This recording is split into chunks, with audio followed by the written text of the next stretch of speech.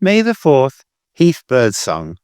Compared with woodland, areas of grass and heathland are relatively silent places, although stonechats and meadow pipits can generally be relied upon to break the silence.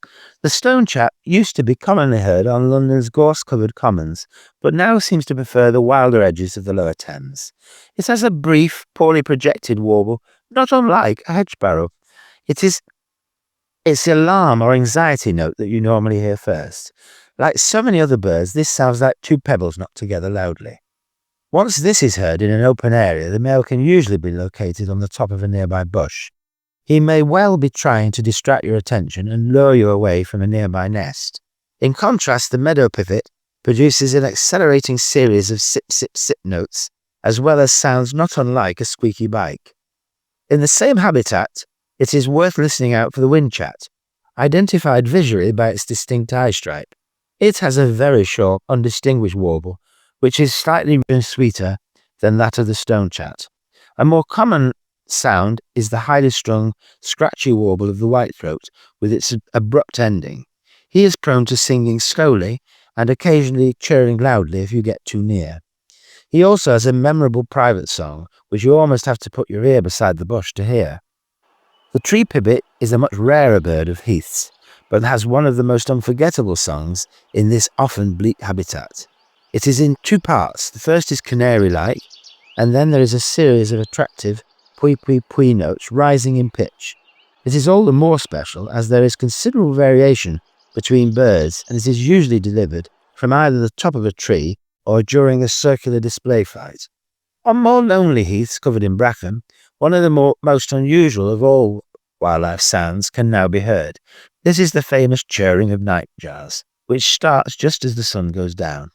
Unromantically, it has been described as being like a lawnmower, spinning wheel, or distant motorbike travelling at high speed. Other more romantic adjectives used are weird, unforgettable, evocative, and even hypnotic. There are rhythmic waves of sound which seem to come from one direction and then another. The song, if you can call it that, consists of a record-breaking 1900 notes a minute. It is best heard on warm, windless nights when it can carry for over half a mile. There has always been an air of mystery associated with this sound, especially as the bird is not seen during the day. Nightjars were associated with that other miscreant of the night, puck, and were even called puckbirds in Sussex.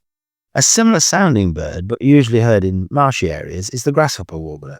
W.H. Hudson, the naturalist, thought there was no difficulty in separating the two birds, saying that the song of the grasshopper warbler was a mere whisper by comparison.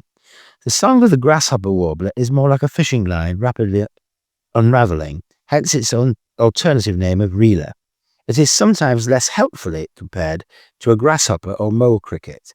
It also seems to change volume, possibly due to the bird turning its head, and tends to be less loud at the beginning and end of its warbling. It can go on for 5 minutes without a pause, and is sometimes heard at night. All these birds are not easy to find, but Rainham and Dartford marshes are good places to listen out for stonechats, whinchats, and even perhaps grasshopper warblers. Set-aside farmland along the River Thames can also be productive, as is Walthamstow marshes, for both tree and meadow pipits. Nightjars do occur on some nearby Surrey commons, such as Cobham Common, but are easier to find on more southerly ones, such as Thursley Common.